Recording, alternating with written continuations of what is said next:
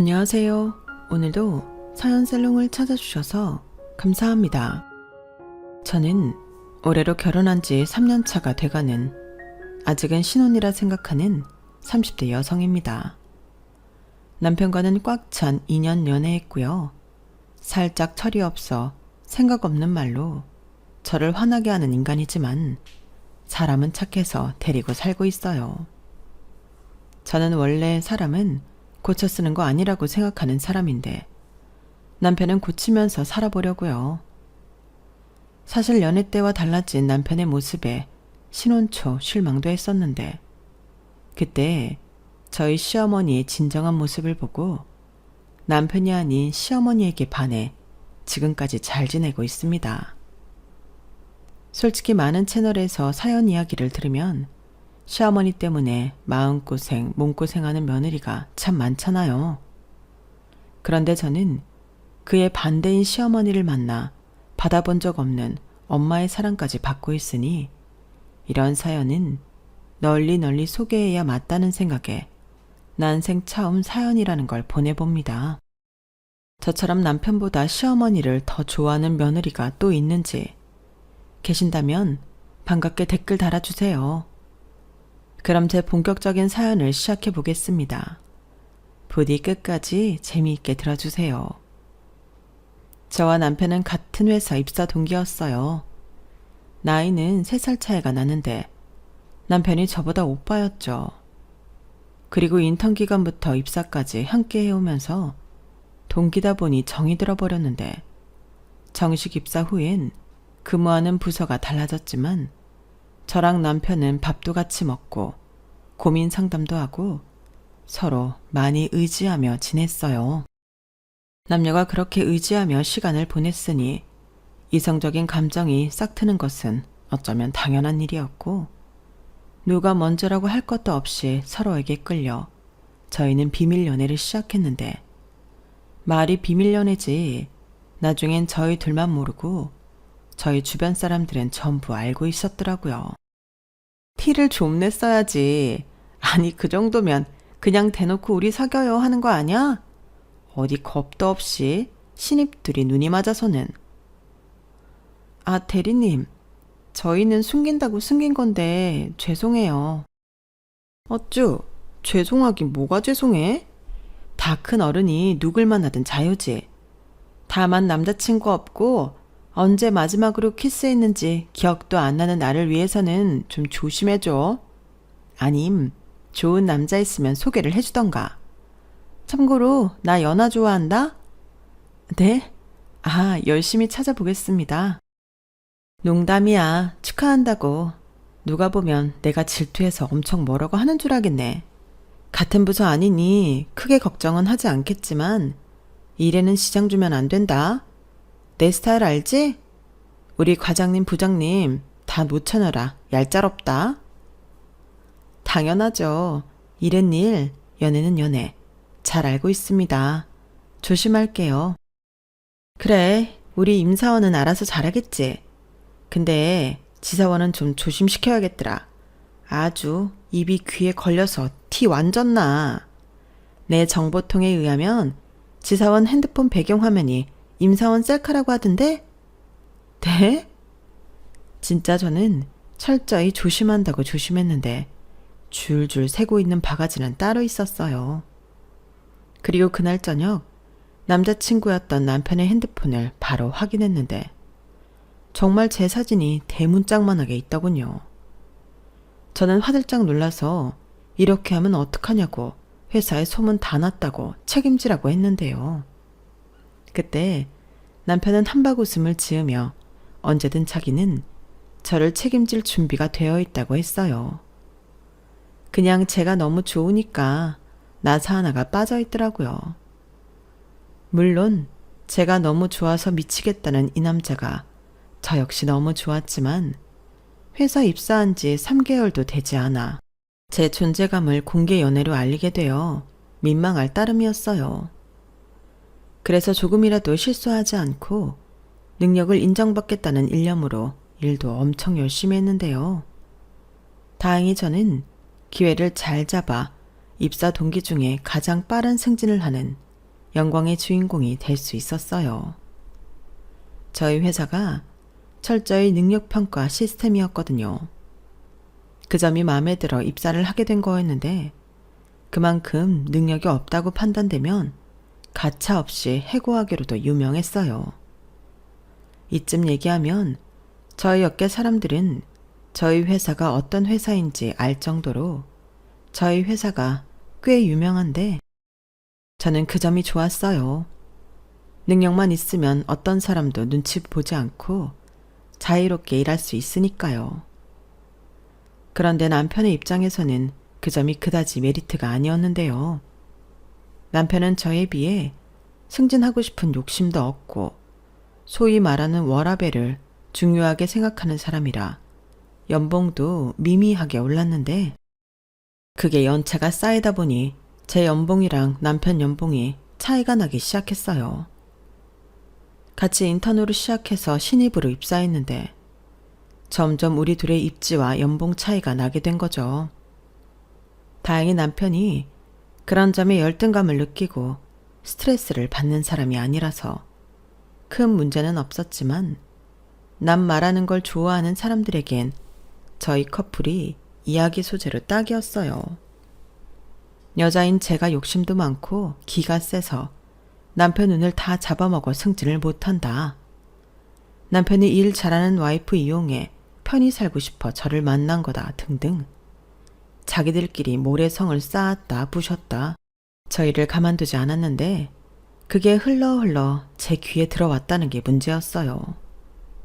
저랑 남편은 정말이지 아무 문제도 없는데 꼭 우리가 문제가 있길 바라는 사람들 같더라고요.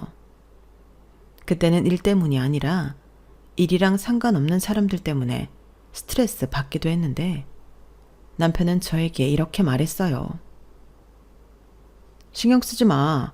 자기는 왜 쓸데없이 그런 일로 소중한 에너지를 써? 어떻게 신경을 안 써? 회사에 가면 보는 사람들이고 얘기가 다 들려오는데. 자기한테 그 얘기 전달하는 사람도 이상한 사람이야. 안 들으면 모를 일을 굳이 왜 알려주는 건데? 그리고 중요한 건 나랑 자기가 아무렇지 않다는 거잖아. 난 정말 신경 1도 안 쓰는데 자기는 소문처럼 내가 자기보다 연봉이 낮아서 싫어? 내 매력이 막 반감되고 그래? 누가 그렇대. 그거야 자기 할 탓이지. 그니까 나도 상관없거든. 자기는 일을 좋아하는 일 중독자지만 나는 내 생활을 유지할 돈만 있으면 만족해. 그럼 된 거 아니야? 우리가 아무렇지 않다는데 어쩌라고. 그냥 지들이 우리가 부러워서 그러나 보다. 측은하게 생각하고 넘겨. 인생이 얼마나 심심하면 저런 쓸데없는 일로 시간을 낭비하겠어. 나는 그렇게 생각해. 자기는 속 편해서 좋겠다. 근데 이건 성격 차이잖아. 자기는 자기랑 상관없으면 신경 꺼버리지만 나는 그게 안 된다고. 그럼 그런 생각이 들려고 할 때마다 이 오빠를 생각해. 그럼 다시 막 기분이 좋아지지 않나? 난 그런데 우울하고 짜증나고 그러면 핸드폰 열어서 내 여자친구 얼굴 한번 보고 이따 저녁엔 같이 뭘 먹을까 고민하고 그럼 그런 기분이 싹 사라지더라. 자기도 한번 해봐봐. 그런 의미로 자기 핸드폰에 내 사진이 뭐가 있나 한번 볼까? 이왕이면 잘 나온 사진이 있으면 효과가 더 좋거든. 이렇듯 제 남편은 누가 보면 속도 없이 허허거리는 사람이라고 생각할지 몰라도 사람 자체가 좋은 사람이었어요.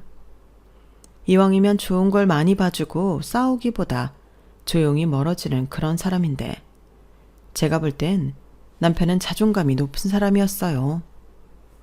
저는 남들에게 인정받으려 아둥바둥 살지만 남편은 그렇지 않았거든요. 보이는 성공보다 보이지 않는 평화와 행복에 더 높은 가치를 두는 사람이었는데 그래서 제가 더 남편에게 반했고 좋아했어요. 물론 싸울 때도 있었지만 그때도 조용히 제가 이성적으로 생각할 수 있을 때를 기다려 제 기분 상하지 않게 문제를 수습했는데 그때부터 생각했죠. 이런 사람이랑 결혼하면 나도 행복할 수 있을 것 같다고요. 그래서 연애를 마치고 결혼 이야기가 나왔을 때 주저하지 않고 결혼하기로 마음먹었는데 시댁에 처음 갔을 때 너무 많이 긴장한 탓에 위경련까지 왔던 저였지만 너무나도 따뜻한 시어머니의 환대에 얼었던 제가 사르르 녹고 말았어요. 그냥 사랑과 온기가 넘치는 가정이라는 게 이런 거구나 할 정도로 집안 분위기가 너무 좋았거든요. 참고로 저는 엄마가 고등학교 때 폐암으로 돌아가셨는데 4년 넘게 투병 생활을 하셔서 엄마의 정을 오랫동안 받지 못했거든요.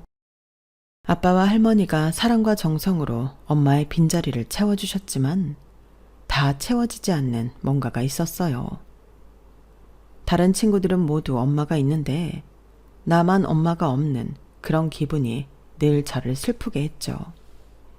그래서인지 늘 가슴에 큰 구멍이 뚫려 있는 채로 사는 기분이었는데 시어머니를 보는 순간 친엄마도 아닌데 너무 좋았어요. 거짓말 조금 보태서 남편을 보고 끌렸던 마음보다 더 컸는데 연신 제 얼굴을 사랑스럽다는 듯 바라보는 그 눈빛과 제 손을 연신 잡고 계셨던 그 온기가 제 안의 구멍을 조금씩 채워주고 있는 기분이었어요. 그래서 시댁에 인사를 다녀온 뒤로는 이 남자랑 하루빨리 결혼하고 싶다고 생각했고 최대한 서둘러 결혼식을 올렸는데요. 그것 때문에 회사에서는 또 속도 위반이니 별의별 소문이 돌았을 정도였죠. 하지만 저는 순수하게 남편과 빨리 결혼하고 싶은 마음이었고 시댁에서도 예단 같은 건 필요 없다며 저희 결혼하는데 5천만 원을 보태주셨는데 저희 친정에서도 똑같이 5천만 원을 맞춰주셔서 저희 돈을 합쳐 대출 조금 끼고 작은 평수 아파트를 매매했는데요. 혼수도 그렇고 다른 것들에는 크게 욕심내지 않고 결혼식을 준비하니 다른 예비 부부처럼 싸울 일도 없었어요. 그리고 시어머니가 제가 친정엄마가 없다 보니 이것저것 챙겨주시려 신경을 많이 써주셨는데 저희 가족들 모두 감동을 받았었죠. 그만큼 시댁, 특히 시어머님이 너무 좋으신 분이셨는데 저희 할머니가 저희 시어머니 손을 꼭 잡고 야가 참 딱 하나입니다. 부족한 게 많이 있겠지만 예쁘게 봐주이소. 그럼 자도 고마워서 시애미한테도 참 잘할 깁니다. 사돈을 보니 인자 내 마음이 놓이요. 인자는 내일 아침에 저승사자가 가자고 해도 내 아무런 미련이 없소. 우리 손녀 잘 부탁합니다. 이렇게 말씀하셨어요. 그 모습에 제가 눈물이 터졌는데 옆을 보니 남편이 더 펑펑 울고 있더라고요. 누가 보면 제가 아니라 남편이 저희 할머니 손주인 줄 알 정도였는데 그래서 저희 아빠도 하나뿐인 사위를 참 예뻐라 하셨어요. 그리고 시댁에도 남편이 외동이었는데 시어머님이 그렇게 딸을 갖고 싶었다고 하시더라고요. 하지만 건강이 좋지 않으셔서 남편을 낳고 자궁수술을 받으셨다고 했는데 그래서 늘 희망사항으로 딸 같은 며느리를 갖고 싶다고 매일 성당에 나가 기도를 드렸다고 했어요. 그러면서 저를 보고 당신의 기도가 이루어졌다며 저를 정말 딸처럼 챙겨주셨는데 만약에 시어머니 바람대로 딸을 낳아 시누이가 있었다면 제가 그 시누를 질투했을 것 같더라고요. 그렇게 제 결혼 생활은 처음부터 꽃길 그 자체였어요. 그리고 저는 시댁에 가는 걸 참 좋아하는 며느리였는데 남편은 불만이 많았지만 저는 오히려 볼 일 있으니 오지 말라고 하면 그게 좀 서운하더라고요. 어차피 남편이랑은 회사도 같아서 거의 매일 보니 주말에 데이트 욕심도 별로 없었는데 남편은 결혼 전부터 취미도 많고 하고 싶은 것도 많은 사람이라 자기 집에 가는 건데도 가기 싫다고 애처럼 떼를 쓰곤 했었어요. 그러면 시아버님이 그 시끼 두고 너만 와라. 누가 지 보고 싶어서 오라고 하는 줄 아나? 그냥 우리 세 애기만 오고 오늘 입도 하나 줄었으니 우리 비싼 데 가서 맛있는 거 먹자. 아빠가 쏠게. 라며 저만 오라고 하셨는데 그렇게 세 명이 외식을 할 때 제가 시부모님 딸인 줄 아는 사람들도 많았어요. 그럼 저희 시어머님이 활짝 웃으며 네, 우리 딸이에요. 우리 딸 예쁘게 생겼죠? 저 닮아서 그래요. 붕어빵 모녀라니까요. 라고 말했는데 저도 기분이 좋았어요. 그렇게 점점 제가 며느리인지 딸인지 경계도 모호해졌는데 저희 아빠 입장에서는 서운할 수도 있겠지만 그 가족의 일원으로 사는 게 정말 좋더라고요. 그렇다고 제가 친정에 소홀히 한 것도 아니었는데 저희 아빠는 사업을 하고 계셔서 바쁜 분이셨고 할머니도 굉장히 활동적이신 편이라 공사가 다 망하셨는데 몸에 좋은 거나 용돈 같은 건 늘 부족함 없이 드리는 편이었어요. 물론 그건 결혼 후에도 마찬가지였고요.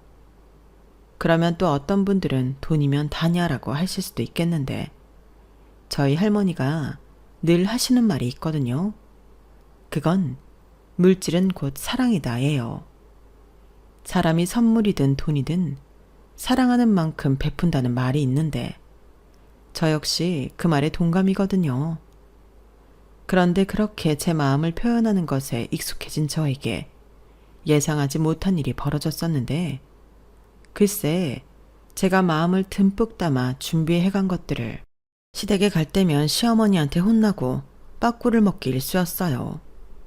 왜 이런 걸 사오냐고. 그리고 네가 우리 용돈 안 줘도 우리 먹고 살 만큼 돈 있다고 돈 봉투도 받지 않으셨는데 처음엔 많이 당황했죠. 그런데 이내 시어머니는 너는 이런 거 사들고 오지 않아도 충분히 우리한테는 선물이야. 우리가 며느리 생기고 얼마나 행복하고 좋은데 이런 건 하나 필요 없어. 네가 와서 내가 해준 밥 맛있게 먹고 즐겁게 놀다 가면 그게 제일 좋은 선물이지. 라며 말씀하셨는데 저는 그 말을 이해하지 못했어요. 그리고 살림이 서툰 초보주부인 저를 위해 시어머니는 손수 제가 좋아하는 반찬과 남편이 좋아하는 반찬을 공평하게 만들어서 저희 집 냉장고를 채워주셨는데요. 제가 반찬값으로 조금 시어머니 계좌로 넣었더니 1분도 되지 않아 전화가 걸려왔어요. 야, 너는 내가 분명히 이런 거 하지 말라고 했는데 너는 결혼 전에 니네 집에 가서 밥 먹으면 밥값도 내고 그랬어? 네? 아니, 그래도 반찬을 이렇게나 많이 받았는데 저도 뭔가 성의 표시는 해야죠. 너 진짜 엄마한테 혼나볼래? 나는 내 새끼들 밥 먹이는 것 뿐인데 뭘 돈을 줘. 당장 다시 입금할 거니까 너 다시는 나한테 돈 보내지 마라. 누가 보면 내가 너한테 돈 받고 싶어서 반찬에다 주는 줄 알잖아. 그래도는 무슨 그래도야. 너 분명히 엄마가 경고했어. 그리고 좀 전에 야라고 한 건 쏘리다. 끊는다. 저는 불같이 화를 내는 시어머니 목소리를 듣고 솔직히 많이 당황했어요. 그리고 나중에 시어머니도 핸드폰에 찍힌 돈을 보고 많이 당황했다며 순간 화가 나서 내질렀다고 했는데 이런 격한 반응이 올 거라는 건 상상도 하지 못했어요. 그리고 남편은 자기 엄마가 누구한테 용돈을 받아본 적이 없어서 그런 것 같다며 자기한테 고마워하라고 했는데요. 이건 또 무슨 말인가 싶어 남편한테 물었어요. 고마워하라고? 누구한테? 누구긴 나지. 내가 결혼 전에도 일괄적으로 우리 엄마한테 용돈을 안 줬기 때문에 우리 엄마는 아빠 말고 돈을 받아야 한다는 개념이 없어. 자기, 지난번에 우리 집에 갈 때도 백화점 상품권 빠꾸 먹었지? 이게 다 내가 밑작업을 잘해서 그런 거야. 그런 의미로 그 돈을 나한테 주는 게 어때? 자기는 어차피 그 돈 써서 없는 돈이었잖아. 뭐라고? 결국엔 그 돈 자기 달라고 하는 말이었네. 아니 필요한 사람이 쓰자는 소리지. 나는 왜 요즘 자꾸 용돈이 부족하지? 물가가 너무 올랐어. 웃기고 있네. 됐거든? 자기가 요즘 너무 헤프게 사는 거야. 지난번에 카드값도 그게 뭐야? 나는 50만 원도 안 나오는데 자기는 160만 원이나 나왔잖아. 골프채 사느냐고 그랬어. 요즘 나 골프 시작했잖아. 그것도 고르고 싼 거 산 거야. 아무튼 뭘 하든 자기 용돈에서 해결해. 카드 이렇게 쓰면 오바지. 한도 확 줄여버린다. 진짜 너무하네. 이래서 남자들이 결혼을 하면 가오가 떨어진다고 하는 거야. 우리 와이프는 화끈해서 안 그럴 줄 알았는데 이거 완전 실망이네. 누가 할 소리. 나는 자기가 이렇게 사치가 심한 줄 결혼 전에는 몰랐는걸? 아니, 이걸 어머님이 봐줬다고? 우리 엄마는 내가 얼마 쓰는지 몰랐지. 용돈도 안 주는데 내가 남는 게 돈밖에 더 있겠어? 근데 지금은 자기가 내 월급 통장 가지고 있잖아. 이건 독재야. 시끄러워. 우리도 얼른 돈 모아서 큰 집 가야지. 그래야 아이도 낳고 살 거 아냐. 자기 외동이라 외로웠다고 애기 최대한 많이 낳고 살고 싶다며. 나도 그래. 그야. 에이씨, 알았어. 저는 불만으로 가득한 남편한테 눈을 살짝 흘겨주고 그래도 기분을 풀어주려 좋아하는 음식 배달을 시켜줬어요. 저희 남편이 피자 킬러거든요. 그런데 저는 피자를 먹으면 잘 소화를 시키지 못해 잘 안 먹는데 그날 남편을 위해서 저녁으로 피자를 먹었어요. 냉장고엔 시어머니 사랑이 가득한 반찬이 많았지만 그날은 피자만한 게 없었죠. 그렇게 피맥으로 남편 기분을 풀어줬는데 그달 저희 친정에 용돈 보내는 날이 되었어요. 전에는 시어머님이 용돈이라면 질색을 하니 별 생각이 없었는데 회사에서 점심을 먹고 친한 선배랑 이야기를 하다 부모님 용돈에 대한 이야기가 나왔는데 뜻밖의 반응에 제가 놀랄 일이 있었어요. 저는 결혼 전에도 저희 할머니한테 50만 원씩 보내드렸거든요. 그리고 보너스가 나오는 달에는 50만 원을 더해 100만 원을 보내드렸는데 제가 아무 생각 없이 이야기를 주고받다 시어머니는 용돈을 싫어하셔서 안 보내드리고 저희 집에만 용돈을 보내고 있다고 말을 하니 선배가 놀란 얼굴로 말했어요. 그럼 자기는 지금까지 시댁에는 용돈 한 번 안 드린 거야? 네, 저희 어머니가 너무 싫어하셔서. 그럼 안 되지. 어머, 다혜씨 큰일 나겠다. 왜요? 제가 안 드리고 싶어서 그런 것도 아닌데. 그리고 싫다고 하시는데 방법이 없잖아요. 그래도 그게 아니지. 친정에 용돈을 보내려면 양가 똑같이 해야 뒷말이 없어. 시어머니가 다혜씨가 매달 친정에 돈 보내는 거 알아? 네? 그거야 굳이. 그치? 모르잖아. 이게 알고 있는 거랑 모르는 거랑은 완전히 기분이 다르거든. 그러지 말고 시어머니한테 나는 매달 친정에 얼마씩 드리고 있다. 똑같이 드리고 싶다. 이렇게 말씀드려봐. 그때도 싫다고 하시면 그땐 자기 말처럼 괜찮은 거지 뭐. 아, 그런 거예요? 저는 선배의 말을 듣고 그날 저녁 바로 시어머니에게 전화를 드렸어요. 그리고 어떻게 말을 시작할까 고민하다 그냥 솔직하게 이야기를 들었는데 시어머니가 깊게 한숨을 내쉬더라고요.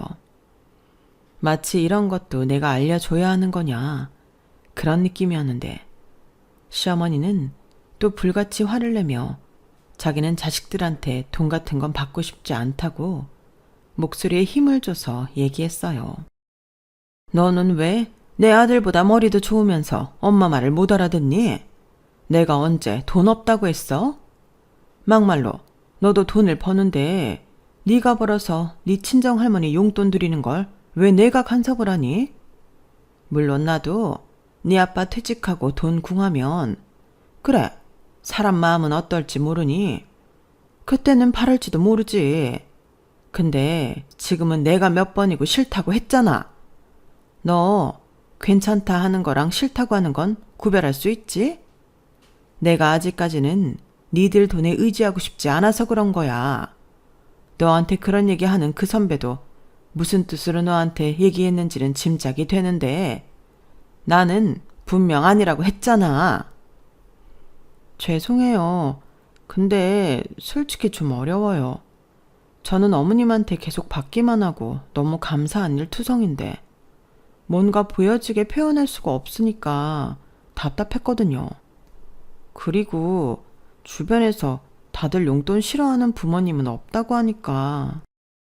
으이그, 너는 그 이쁜 입뒀다 뭐하니? 왜 표현을 못해? 너 방금도 했잖아. 감사한 일 투성이라고. 넌 그저 입으로 나한테 립서비스 하면 돼. 얼마나 듣기 좋니? 내가 그 말 들으려고 그렇게 반찬해서 갖다 주는 거야. 너무 맛있어요. 감사해요. 잘 먹었어요. 다음에 또 해주세요. 얼마나 많은데. 나는 그깟 돈보다 그런 말이 더 좋아. 이젠 알겠니? 네, 이젠 정말 잘 알겠어요. 그리고 너무너무 감사합니다. 어머님이 제 시어머니라서 진짜 다행이에요. 어머, 어쩜. 하나를 알려주니까 열을 하네. 그래, 나도 네가 내 며느리라 너무 좋다. 그럼 너 피곤할 테니 이만 전화 끊자. 수고해라, 우리 딸 같은 며느님. 어때요? 저희 시어머니 진짜 너무 좋으신 분인 것 같지 않나요?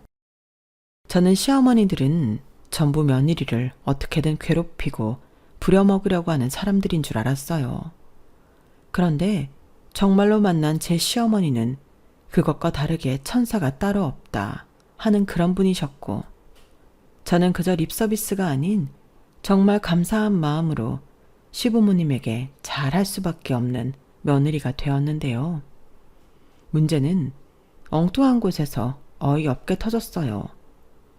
전부터 물가가 어쩌고 하면서 슬쩍 용돈이 부족하다고 말하던 남편이 어느 날부터는 계속 용돈이 너무 부족하다고 대놓고 자기 용돈을 100만 원으로 해달라고 했는데, 참고로 저희 남편 용돈은 당시 50만 원이었어요.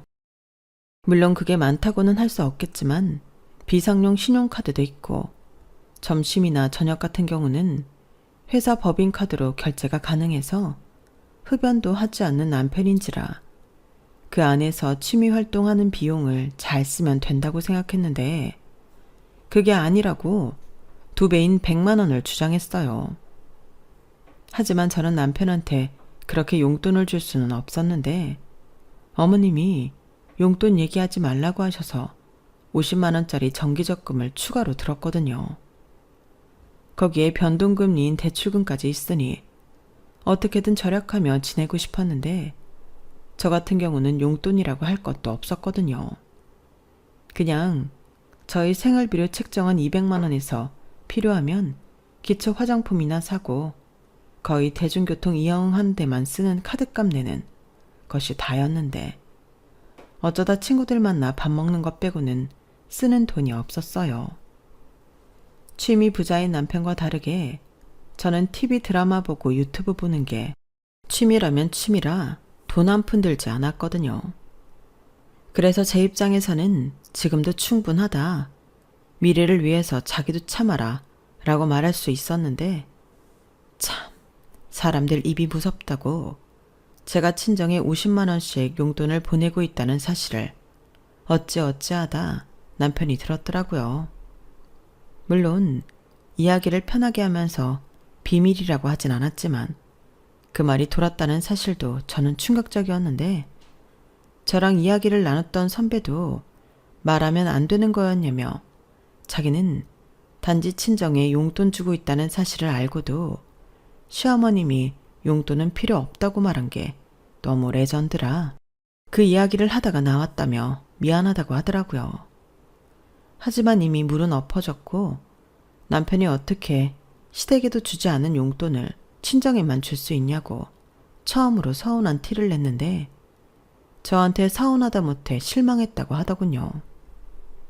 자기 엄마가 그렇게 딸처럼 아껴주고 반찬도 자주 해다 주는데 어떻게 그럴 수 있냐고 친정 용돈을 끊으라고 했어요. 뭐? 우리 할머니한테 드리는 돈을 이제 주지 말라고? 그렇잖아. 시집 갔으면 출가 외인이고 우리 엄마도 안 받는 용돈을 왜 할머님이 받아? 장인어른 있잖아. 손녀한테 용돈을 받는 할머니가 어딨어? 그리고 할머니 연금도 나오고 나름 부자 아니야? 그거랑 무슨 상관이야. 나는 결혼 전에도 우리 할머니한테 용돈 보냈고 나 이만큼 키워줬으니까 내 힘 닿는 데까지 계속 드리고 싶어.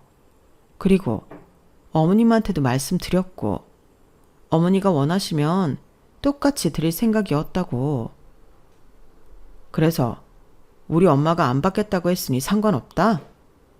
그래, 어머님이 괜찮다고 하면 된 거 아니야? 이야, 진짜 너무한다. 우리 엄마는 자기가 이렇게 자기 친정만 챙기는 걸 알면 얼마나 서운할까? 남편은 저런 식으로 계속해서 저를 이기적이고 나쁜 며느리로 내몰았어요. 그 말을 듣는데 저도 기분이 나빴고 남편은 무조건 똑같이 하라며 똑같이 하는 것도 자기 입장에서는 많이 양보한 거라고 했는데 그땐 저도 화가 나서 목소리를 키우고 싸웠어요. 양보를 했다고? 자기가 뭘 양보해? 친정이랑 시댁이 똑같냐? 자기 아까 분명히 그랬지? 우리 엄마가 원하면 똑같이 드릴 생각이었다고. 그것부터가 잘못됐지. 자기 할머니한테 50만 원 보내는 거면 우리 집엔 못해도 70이나 80만 원은 보내야 하는 거 아니야? 뭐라고? 내일 회사 가면 물어봐. 아마 다들 시댁을 더 챙긴다고 할걸? 언제는 자기가 결혼 전부터 용돈 안 드려서 괜찮다며. 내가 언제 그랬어. 괜찮다고는 안 했어. 그리고 나는 자기가 나 몰래 할머님한테 용돈 드리고 있는 줄 몰랐잖아. 내가 그렇게 용돈 부족하다고 올려달라고 하는데도 무시했으면서. 말 다 했어? 내가 우리 할머니한테 자기 몰래 용돈을 드렸다고? 왜 말을 그렇게 해? 좋아. 그럼 말 나온 김에 제대로 따져보자. 내 월급 420만 원이거든? 자기 월급 얼만지 알지? 290만 원. 그럼 내가 더 버는데 이 집에서 나보다 못 버는 자기가 돈 더 많이 써. 그럼 이건 공평한 거야? 왜 내가 더 버는데 자기는 왜 생활비 똑같이 내? 거기에 용돈까지? 진짜 이거야말로 계산에 안 맞는 거 아니야? 뭔 계산이 그래. 부부 재산은 공동이지. 공동 같은 소리 하네. 버는 만큼 쓰는 게 공평하지. 그럼 다음 달부터 자기 용돈은 20만 원이야. 그리고 30만 원은 어머니한테 드릴게. 그리고 내가 더 버니까 내가 안 쓰는 용돈 우리 할머니 드린다고 생각하고 나는 똑같이 50만 원 보낼 거니까 불만 있으면 돈을 더 벌어와. 야, 진짜 1억이야? 돈 좀 더 번다고 유세냐? 아님, 나더러 지금 자기보다 못 번다고 바가지 긁는 거야? 시작은 자기가 먼저 했어. 그러게, 왜 가만히 있는 사람을 건드려? 뭐가 맞는지 따져보자며. 저희는 그날 결혼하고 처음으로 부부싸움이라는 걸 했어요. 그것도 생각보다 크게 했는데 제가 남편을 너무 과대평가했는지 마음이 너무 좋지 않더라고요. 그리고 그 마음은 생각보다 오래 갔는데 저도 남편한테 한 말이 있으니 시어머니가 또 뭐라고 하실 걸 알지만 남편 보라고 남편한테 20만 원, 시어머니한테 30만 원을 그달 용돈으로 보냈어요. 그러자 정말로 화가 난 시어머니가 전화가 아닌 퇴근 시간에 맞춰서 저희 집에 그 돈을 인출해서 찾아오셨는데요. 얼마나 화가 나셨는지 무서웠어요. 그때 하필이면 남편이 회식이 있다며 제가 먼저 퇴근했는데 시어머님이 떡하고 기다리고 계실 줄은 꿈에도 몰랐죠. 야, 너 정말 도대체 왜 이러는 거야? 돈이 너무 많아서 막 주체가 안 되니? 그럴 거면 째째하게 30만 원 말고 300만 원을 줘라. 그럼 내가 받을게. 어머니, 그게 아니고요. 아니긴 뭐가 아니야. 너 자꾸 이러는 이유가 뭐니? 너 나 시험하는 거야? 어머니, 제 말 좀 들어주세요. 저도 이렇게까진 하고 싶지 않았어요. 그런데 어머니 아들 때문에 어쩔 수 없었다고요. 저는 화가 나서 씩씩거리는 어머니 앞에서 최대한 자세하게 상황을 설명해 드렸어요.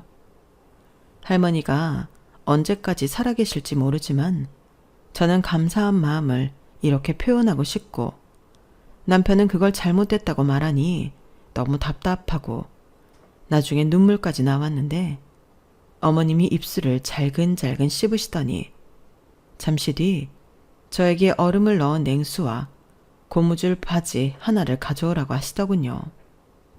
그래서 저는 얼음물과 고무줄 바지의 상관관계도 알지 못한 채 시어머님이 시키는 대로 했는데요. 그 뒤 시어머니는 남편에게 전화를 걸어 30분 이내로 집에 튀어오라고 통보하셨어요. 딱 그렇게만 말하고 전화를 끊으셨는데, 제가 가져온 고무줄 바지를 가지고 화장실로 들어가셨어요. 그리고 입고 오신 치마를 벗고 제 바지로 갈아입은 시어머니는 얼음물을 벌컥벌컥 드시더니 얼음을 입안에 가득 넣고 아그작 씹어 드시기 시작했는데, 놀라운 일은 그 다음부터였죠. 갑자기 시어머님이 몸을 풀기 시작하더라고요. 스트레칭 같은 걸 하셨는데 딱 봐도 당신 아들이랑 한판 붙을 기세였어요. 그리고 정말로 아슬아슬하게 30분을 맞춰 들어온 남편은 마음이 많이 급했는지 현관 비밀번호를 연거푸 틀리더니 겨우 문을 열었는데요. 그때였죠. 남편이 현관문을 열고 안으로 들어오려는 그 찰나에 시어머님이 재빠르게 남편을 발로 밀어버리셨어요. 저희 남편이 운동도 좋아해서 근육이 없지도 않은데 시어머니의 날라차기 한 방에 아파트 복도에서 붕 날아가 버리더라고요. 저는 그 모습에 너무 깜짝 놀랐는데, 참고로 저희 시어머님 체격은 아주 왜소하십니다. 힘이라고는 하나도 없을 것 같은 마른 체형이셨는데 어디서 그런 괴력이 나오시는 건지 저도 덩달아 깜짝 놀랐어요. 그리고 자기 엄마 발길질에 나가 떨어진 남편은 술이 확 깼는지 놀란 토끼 눈을 했는데, 남편이 토끼라면 저희 시어머니는 호랑이 같은 눈을 하고 계셨죠. 사실 여기까지도 입이 떡 벌어지도록 너무 놀랄 일이었는데, 제가 놀랄 일은 여기서 끝이 아니었어요. 글쎄, 시어머니 입에서는 차마 여기에 다 적을 수 없는 현란한 육두문자가 무슨 외국어처럼 흘러나왔는데요. 놀라움 그 자체였죠. 일단 내용을 추격하면 이런 거였어요. 너는 어릴 때부터 용돈 받아가면 쓰기 바빠서 어버이날 카네이션도 안 사다 주는 놈이었는데 어따 대고 자기를 팔아서 마누라 가슴에 비수를 꽂냐고. 너 같은 건 내가 장가를 보내지 말고 평생 끼고 살다 폐기 처분했어야 했는데 자기가 잘못했다며, 저를 위해서라도 이혼이 답인 것 같다며 가정법원도 저희 셋이 다 같이 가자고 하셨는데요. 그러시면서 저희가 이혼 도장 찍으면 남편은 알아서 멋대로 살고 저는 며느리가 아닌 당신의 수양딸로 지금처럼 살자고 하시더라고요. 그 말이 왜 그렇게 저한테는 감동이었는지. 제 앞에 씩씩거리고 서 계신 시어머니가 정말 제 엄마 같았는데, 왜 무조건 내 편을 들어주는 그런 엄마 있잖아요. 딱 그 느낌이 들었어요. 그런데 이 인간이 술을 먹어 간이 배 밖에 나왔는지 어떻게 아들한테 그런 말을 할 수 있냐며 대들었는데, 그렇게 대들다 시어머님이 신고 오신 슬리퍼로 등짝을 연신 두들겨 맞았죠. 저에게는 다혜 너는 저 뒤로 빠져 있어. 위험하다. 라고 세상 친절하게 말씀하셨는데, 누가 보면 시어머니가 아니라 정말 친정엄마인 줄 알았을 거예요. 그 뒤 시어머니의 맹렬한 잔소리가 폭풍처럼 쏟아지기 시작했는데 남편도 기세가 만만치는 않았어요. 너는 어릴 때부터 꼭 맞아야만을 들었지? 이제 장가도 가고 그래서 대접 좀 해주려고 했더니 이게 끝까지 나를 우악스러운 사람을 만드네. 그래, 오늘 아주 너랑 나랑 끝장을 보자. 네가 감히 내 며느리 속을 뒤집어 놨겠다. 너 이놈의 새끼, 이리 와. 너 내가 아주 오늘 확실하게 AS 해버릴 테니까. 엄마는 내 엄마야. 아니, 지금 번지수가 틀린 거 모르겠어? 나는 엄마도 다혜 할머니처럼 용돈 받으라고 대신 싸워준 거라고. 용돈 같은 소리 하네.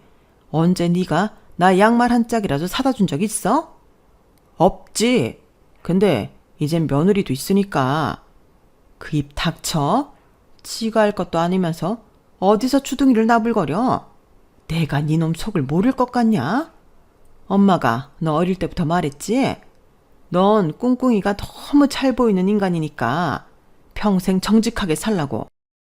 내가 어디 네 놈의 속을 맞춰봐? 엄마가 용돈 안 받는다고 하니까 옳거니 하고 그 돈 네가 용돈으로 받고 싶었잖아. 어디서 나를 팔아? 남편은 자기 엄마 말에 전곡을 찔린 듯 꿀먹은 벙어리가 됐어요. 저 역시 그 얕은 수를 몰랐던 건 아니었는데 엉뚱하게 친정 용돈을 끊으라는 말을 들으니 저도 이성을 잃고 감정적으로 대응하게 되었던 거였어요. 그리고 시어머니는 여기서 이럴 것이 아니라며 저는 나오지 말라고 하시고는 남편을 질질 끌고 아파트 단지 놀이터로 향했는데 제가 말릴 새도 없었어요. 그 후 밤에 시어머니 목소리만 저 멀리서 아련하게 들려왔는데 물론 그때도 아주 무시무시한 단어들이 많이 등장했었죠. 그렇게 자기 엄마의 사랑의 응징 AS를 받고 들어온 남편은 기가 팍 죽어 저한테 미안하다고 했는데 얌전히 씻고 잠이 들었어요. 그리고 다음날 아침 대바람부터 시어머니한테 연락이 왔는데 걔가 들어가서 사과했니? 내가 얌전히 들어가서 사과하고 발 닦고 자라고 했는데? 라고 물어보시더라고요. 그 말을 듣는데 왜 웃음이 나오는 건지 새삼스레 남편이 귀엽더라고요.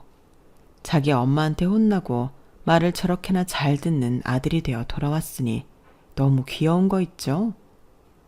그리고 시어머니는 다음에도 당신 아들이 말을 안 들으면 언제든지 일러 바치라고 평생 AS 해준다고 하셨는데 정말 감사했죠.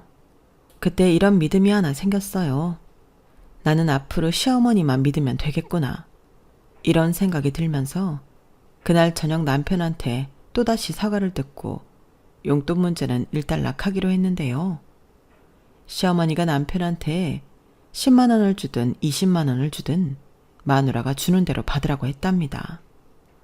물론 당신은 용돈 같은 거 받지 않을 거라며 그때 가져오셨던 30만 원도 식탁에 놓고 가셨는데 남편이 좀 짠하고 불쌍해 보여서 용돈은 예전처럼 50만 원 주기로 했어요.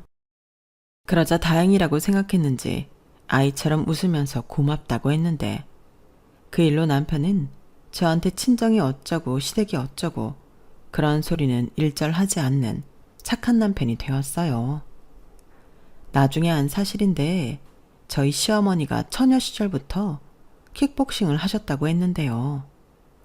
남편의 외할아버님이 합기도 관장님이셨대요. 그래서 그 옛날에도 여자도 자기 몸은 자기가 지킬 수 있어야 한다며 단련을 시키셨다고 했는데 그래서인지 그 나이에도 날라차기가 예술이더라고요. 그뿐만이 아니었어요. 아버님 말에 의하면 시어머니는 주로 그런 고급 기술을 당신 아들 잡돌이할 때 많이 쓰셨다고 했는데 그걸 보고 있으면 아, 나는 말을 잘 들어야겠다 라는 생각을 절로 하게 되었다고 농담처럼 하시더군요. 그러면서 한편으로는 당신 아내의 고급 기술을 다시 볼 수 있는 기회였는데 못 봐서 아쉽다고 하셨는데 남편이 그런 걸 왜 보고 싶냐며 펄쩍 뛰었죠. 아마도 나이를 먹고 자기 마누라 앞에서 망신을 당한 게 내심 자존심이 상한 눈치였어요.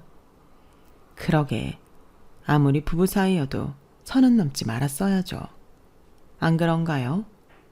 그리고 그날 이후 남편은 다시 온순한 사람이 되어 저한테 충성하는 모습을 아직까지도 보이고 있는데요. 가끔 사고 싶은 게 있다고 징징거려서 짜증나기도 하지만 그래도 제가 고치면서 살아보려고 합니다. 시어머님이 평생 AS 해주신다고 했지만 제가 고칠 수 있는 건 제가 고치려고요.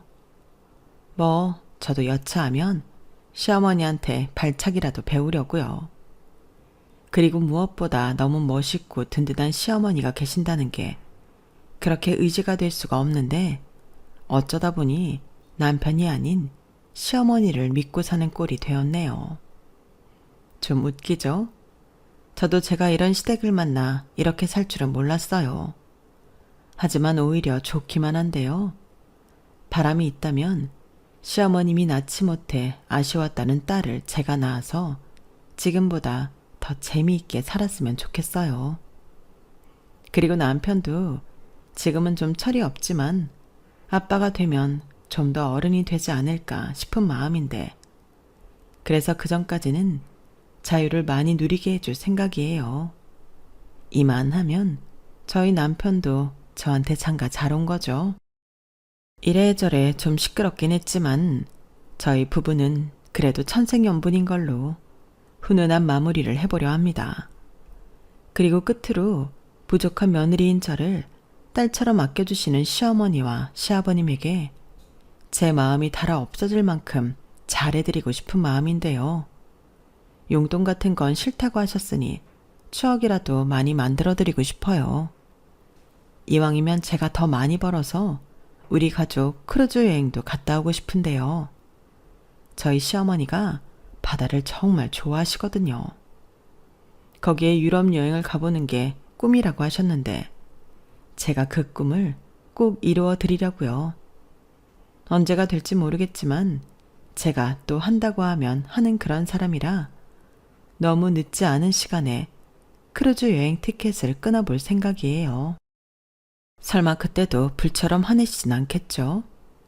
그리고 철은 좀 없지만 귀여운 우리 남편도 그 순수한 마음 잃지 않고 제 옆에서 오래오래 저한테 충성하면서 행복하게 살았으면 좋겠네요.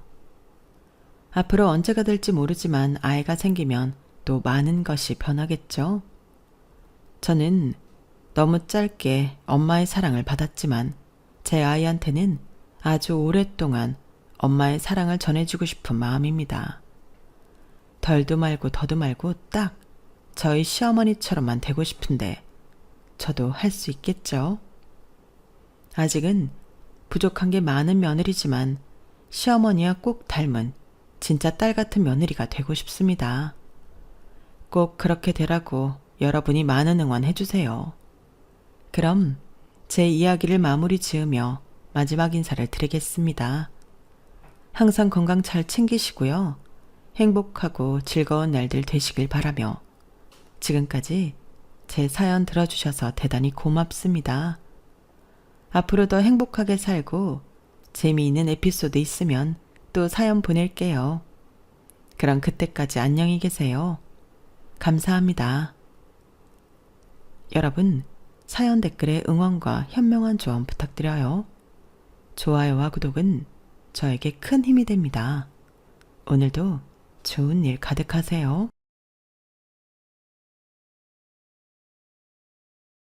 안녕하세요. 오늘도 사연 살롱을 찾아주셔서 감사합니다. 저는 30대 초반인 여자입니다. 결혼한 지는 3년이 되었어요. 남편이랑은 전에 다니던 회사에서 사내 연애로 시작해 1년 정도 만난 후 속전속결로 결혼을 하게 됐죠. 남편이랑은 4살 차이가 나서 남편 나이에 맞추다 보니 주변 또래보다 조금은 이른 나이인 28에 결혼을 하게 됐어요. 친구들은 한참 연애에 열을 올릴 때라 너무 이르지 않냐고 많이들 우려 섞인 목소리를 냈지만 저는 별로 그렇게 심각하게 생각하진 않았던 것 같아요. 사실 저는 어렸을 때 양부모님께 입양되어 자랐거든요. 아마 그 영향도 있는 거 아닐까 싶어요. 양부모님은 저를 정말 사랑으로 정성으로 키워주셨기 때문에 양부모님에 대한 원망이나 결핍 때문에 결혼을 빨리 결정한 건 절대 아니었어요. 하지만 문제는 양부모님 밑에 태어난 친자식들, 저의 형제들이었죠. 양부모님께서 젊은 시절 아이를 간절하게 원하셨지만 몇 년 동안이나 아이가 생기지 않아 포기하는 심정으로 입양을 알아보셨다고 해요. 아이가 간절했던 만큼 아이를 사랑하시던 분들이셨고 경제적으로도 아이를 여럿 키울 수 있을 만큼 여유가 있으셔서 다복한 가정을 꿈꾸던 분들이었어요. 그래서 고아원에 봉사를 자주 가기도 했는데 거기서 저를 처음 보셨대요. 워낙 어린 시절이라 기억이 희미하기는 한데 유독 양부모님이 오면 방긋방긋 잘 웃어서 저를 입양해야겠다고 마음을 먹으셨다고 해요.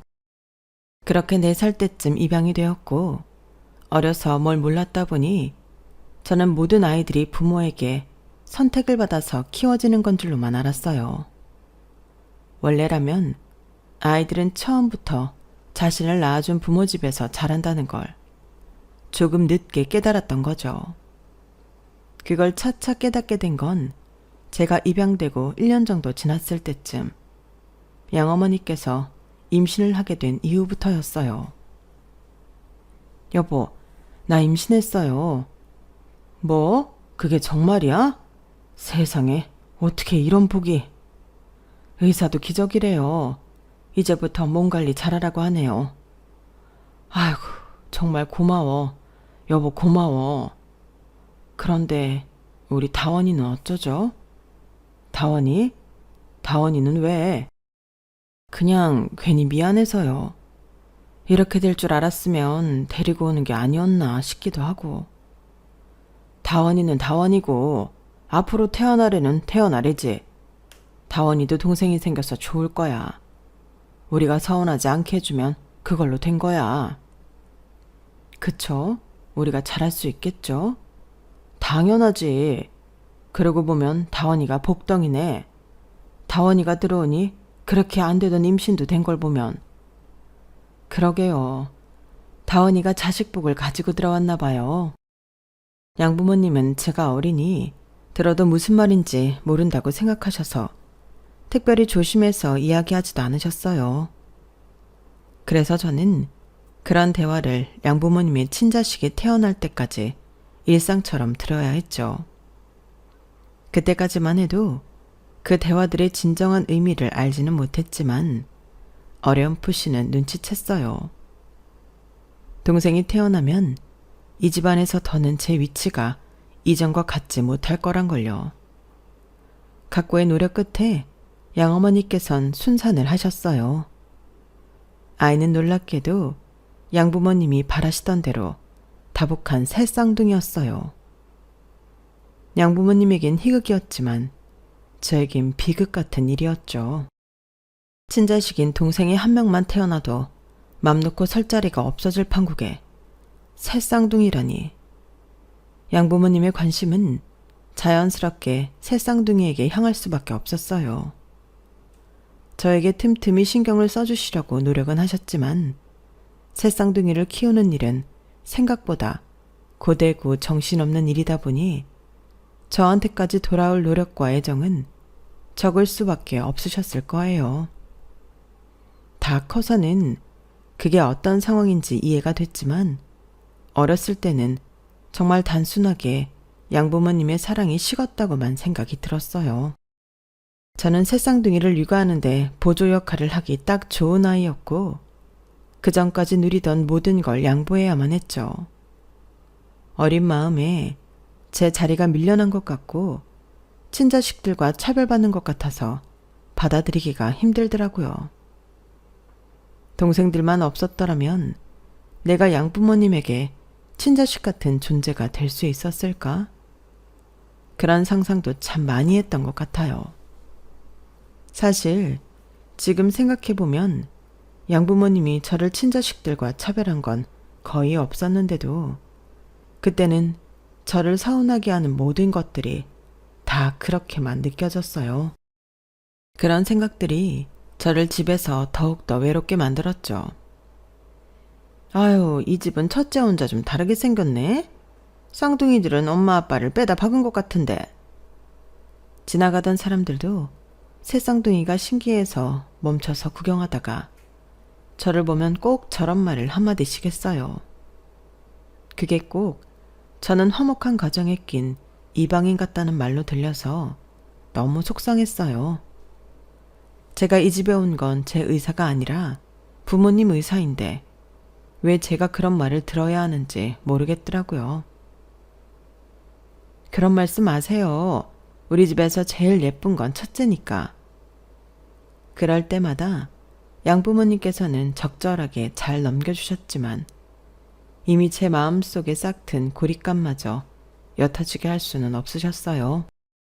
저 빼고 나이도 같고 서로 얼굴도 닮은 새 쌍둥이들과 같이 사는 건 끊임없이 저에게 소외감을 만들어냈거든요.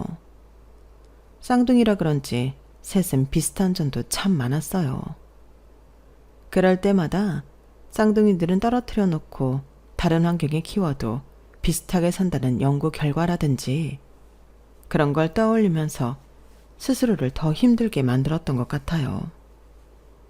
진짜 가족이란 건 떨어뜨려 놔도 자기도 모르는 새 티가 나는 거구나 하는 생각이 들었고, 그러다 보니 제 진짜 가족은 도대체 어디에서 뭘 하고 살고 있는지, 제 부모님은 왜 저를 고아원에 버리신 건지 점점 궁금해지더라고요.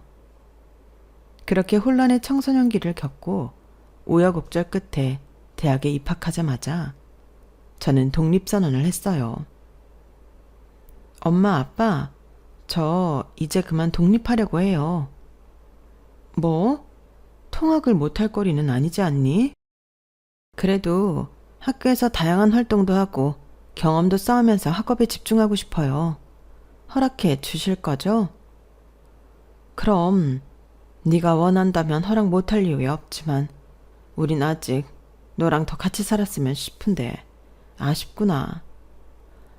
에이, 제가 뭐 아주 가나요. 집에 자주 올 테니까 염려 마세요. 그렇게 저는 20살이 되자마자 대학교 근처에서 자취를 시작했어요. 학업 핑계를 댔지만 사실은 그 집에서 빨리 나오고 싶었어요. 양부모님께선 제게 지원을 아끼지 않으셨고 한없이 잘해주셨지만 어느 순간부터는 그런 것조차 불편하게 느껴지더라고요. 다른 가족들을 보면 부모님이 자식에게 혼도 내고 등짝도 때려가며 엄할 땐 엄하고 친근할 땐 친근하게 지내던데 저한테는 그런 게 없었어요. 아니, 사실 다른 가족까지 볼 것도 없이 쌍둥이 동생들한테는 하는 태도만 봐도 저에게 하는 것과는 확연히 달랐어요. 양부모님도 사람이니 어쩔 수 없이 친자식에게 더 정감이 가는 건 사실이겠지만 그런 모습들이 꼭 넌 입양해온 자식이니까 잘해줄게 라고 하는 것처럼 느껴져서 너무 불편하고 숨이 막히더라고요. 가족이 있어도 있는 것 같지가 않았고 저 없이 새 쌍둥이의 사는 삶도 부모님이 한 번쯤 꿈꾸지 않으셨을까 생각도 했어요. 괜히 저를 경솔하게 입양하셔서 후회도 계시지 않을까 그런 생각도 했고요. 아무튼 그렇게 자취를 하게 되니 정말 세상에 홀로 나와 스스로의 힘으로 모든 걸 해결하게 되면서 가족의 의지를 덜하게 되더라고요. 집에서 살 때는 밉고 원망스럽기만 하던 양부모님과 쌍둥이 동생들도 떨어져 살다 보니 제법 애틋해져서 한 번씩 만날 때마다 반갑고 좋더라고요. 자취를 하면서 오히려 마음의 안정을 찾은 느낌이었어요.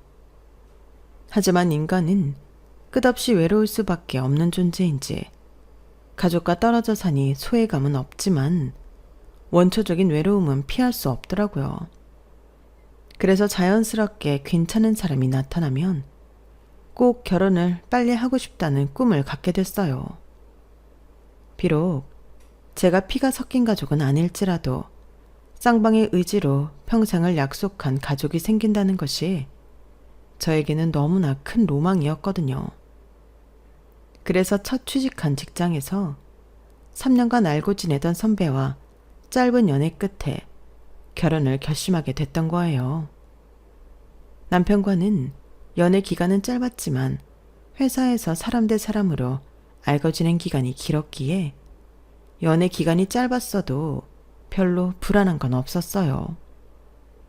회사에서도 워낙 시원시원한 성격에 일 처리도 잘해서 평이 좋은 사람이었거든요. 저도 이 사람을 만나기 전까지 연애를 꽤 해본 편이었지만 제가 이상한 전 남친들을 만날 때마다 위로와 조언을 아끼지 않아 인간적으로도 금방 가까워졌었고, 제가 회사에 입사하고 만났던 두 번째 남자친구와 헤어지자마자 선배가 고백을 해왔어요. 너 자꾸 그렇게 이상한 남자들 만나지 말고 차라리 그럴 거면 나랑 만나보는 게 어때? 네? 선배랑요? 그래. 너 그렇게 착해 빠져가지고 언제까지 휘둘리기만 하면서 살 거야. 그럴 바엔 나랑 만나. 난 연애하면 잘해줘.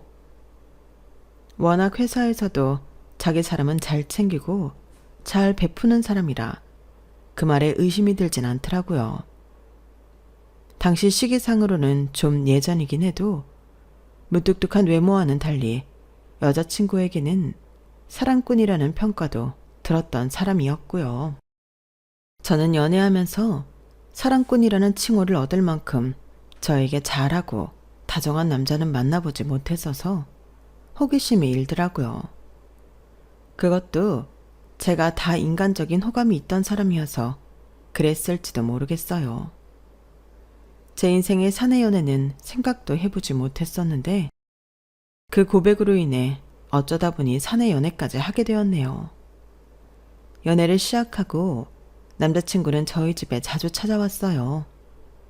동거는 아니었지만 반동거하듯이 와서 자주 자고 가곤 했고, 그렇게 생활을 하다 보니 남자친구가 가족처럼 느껴지더라고요.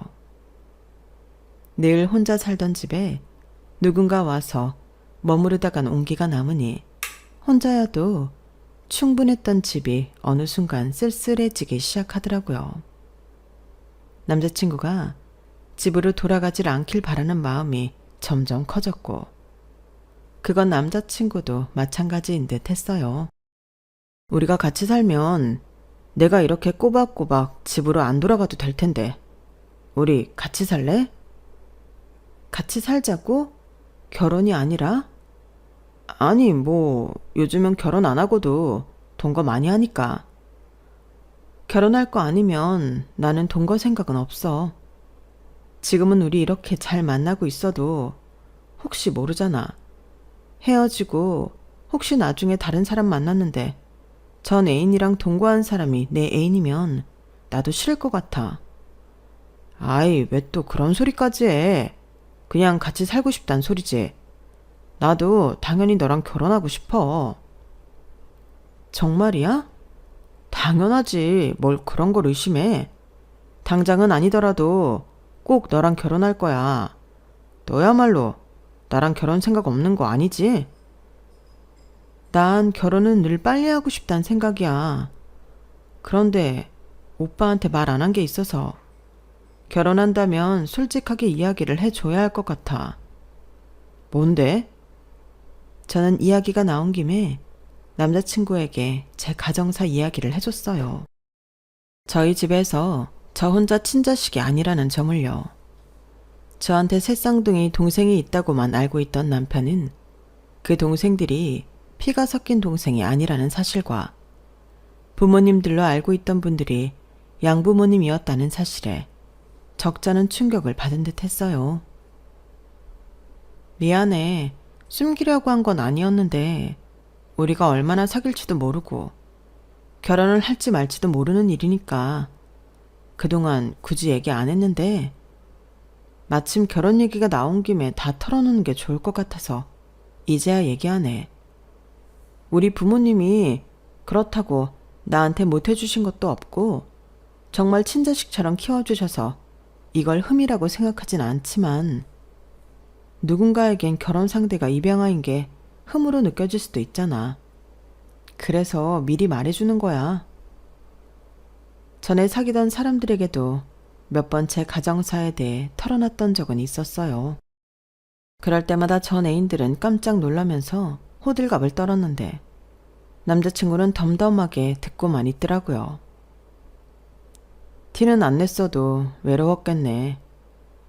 우리가 연애한 지 오래된 것도 아니고 네가 결혼 생각이 없을까봐 나도 쉽게 이야기하기가 힘들었는데 나는 오히려 이 얘기를 들으니까 너랑 더 결혼하고 싶다. 네 가족이 돼주고 싶어. 이렇게 남 눈치 보지 않아도 떳떳하게 내 가족이라고 말할 수 있는 그런 가족.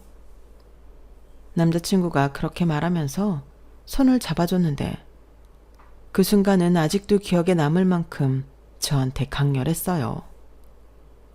그래서 그날 이후로 저희는 결혼 준비를 바로 시작했죠. 양가 부모님 인사를 거치고 결혼까지의 과정은 생각보다 수월했어요. 오빠, 근데 부모님한테는 내 가정사 이야기 안 했어? 미리 해두는 게 낫지 않아? 뒤늦게 알게 되셔서 괜히 노발대발 하시면 어떡해. 걱정하지 마. 내가 미리 알아서 다 얘기해놨어. 진짜? 나는 너무 아무렇지 않으셔서 모르시는 줄 알았어. 그거에 대해서 한마디 물어보신 적도 없고. 다 들었는데 뭐하러 또 물어봐. 우리 엄마 아빠는 또 그런 거엔 생각보다 쿨해. 걱정하지 마. 그래?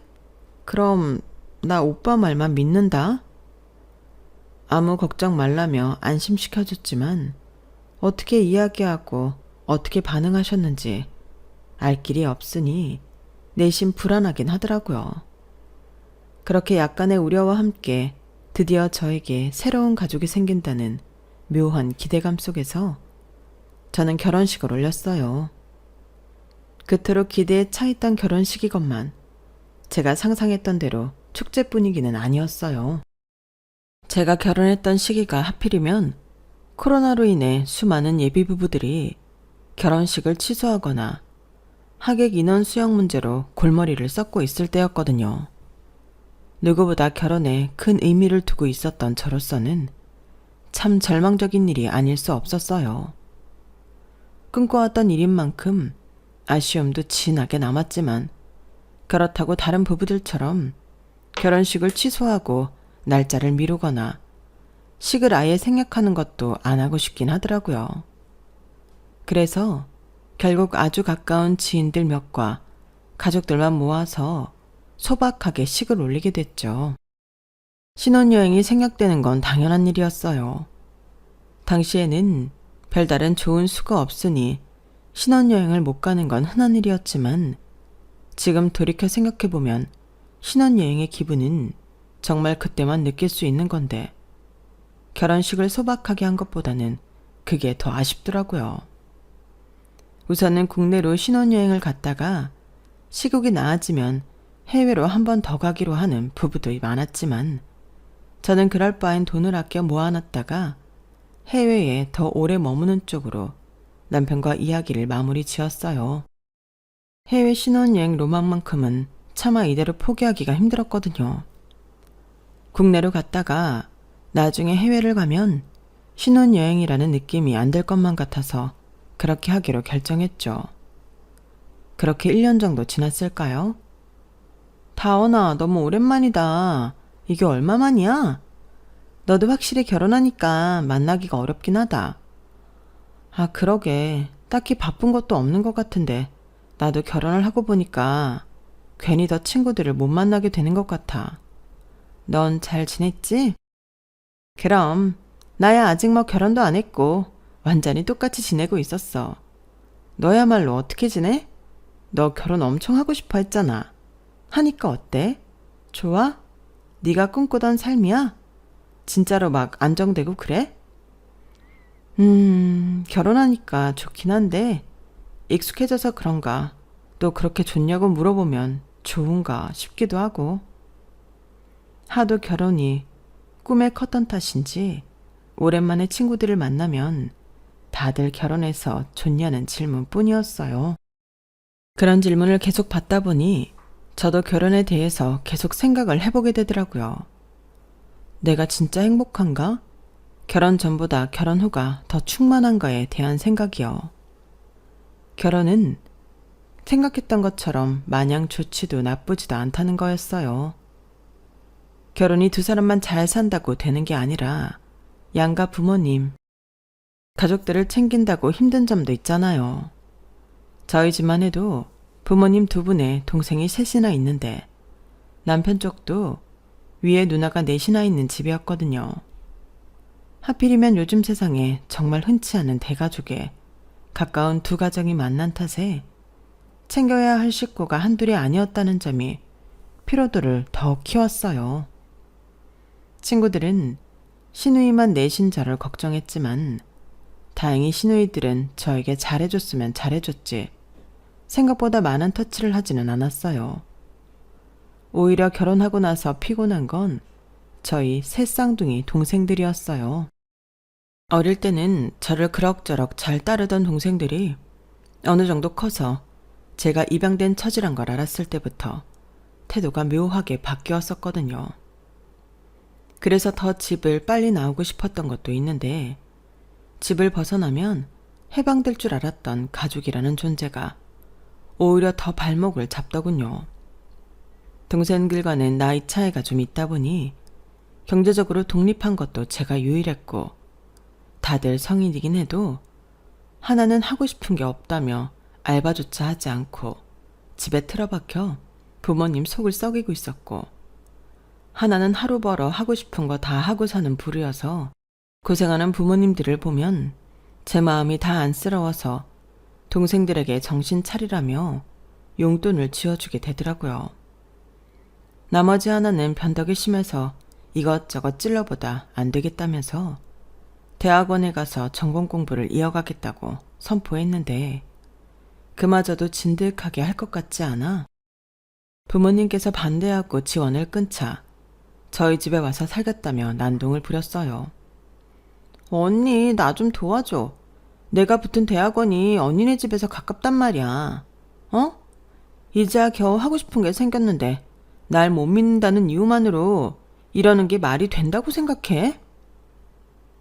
거기서 여기까지 차로 못 다닐 거라는 건 아니잖아. 네가 뭘 하나를 해도 진득하게 안 해서 그런 것도 있지만 엄마 아빠 입장에선 네가 충분히 통학할 수 있는 거리를 월세까지 내가며 독립시켜 달라고 하니까 당연히 부담이 되시지. 아, 그래도 전공 특성상 밤샘 작업도 많은데 어떻게 집에서 다니냐고. 나 그냥 부모님이 허락해 줄 때까지 언니네 집에서 좀 다니면 안 돼? 아, 어떻게 그래. 나 혼자 사는 집이면 모르겠는데 이제 남편도 있는 집인데. 솔직히 언니도 우리 집에 얹혀 산 거나 다름없잖아. 나도 언니 집에 얹혀 살면 안 돼? 그 정도는 해줄 수 있는 거잖아. 솔직히 그 말엔 너무 상처받아서 말이 안 나오더라고요. 제 침묵을 동생은 제멋대로 긍정으로 해석해버렸어요. 엄마 아빠 설득될 때까지만 언니가 좀 도와줘. 가족끼리 그 정도는 도와줄 수 있는 거잖아. 그렇게 동생은 제 동의도 없이 저희 집에 짐을 싸고 들어와 방 한 칸을 차지해버렸어요. 대판 싸우고 내쫓으려는 걸 남편이 뜯어 말리더군요. 그냥 우리가 조금만 참자. 솔직히 나도 있는데 처제가 버티면 얼마나 버티겠어. 불편해서 먼저 나갈 때까지 아무 말 하지 마. 지금 처제도 눈 돌아서 저러는 것 같으니까. 당신한테 진짜 미안해서 어떡해. 저렇게까지 나오는데 뭘 어쩌겠어. 처제 나이가 한창 저럴 때지. 난 괜찮으니까 신경 쓰지 마. 결혼하고 나서 시댁 식구들은 한 번도 저희 사이에 개입한다거나 불편을 끼친 적이 없는데 오히려 친정 식구들이 저러니 너무 당혹스럽고 남편 볼 낯이 없더군요. 그렇게 동생이 들어오고 3달쯤 지났을 때였어요. 솔직히 그렇게 오래 버틸 줄은 몰랐는데 그 정도 기간이 되니 저도 슬슬 화가 나더라고요. 이러면 안 되는 건 알지만 부모님께 전화를 걸어 하소연을 했어요. 엄마, 아빠, 너무하신 거 아니에요?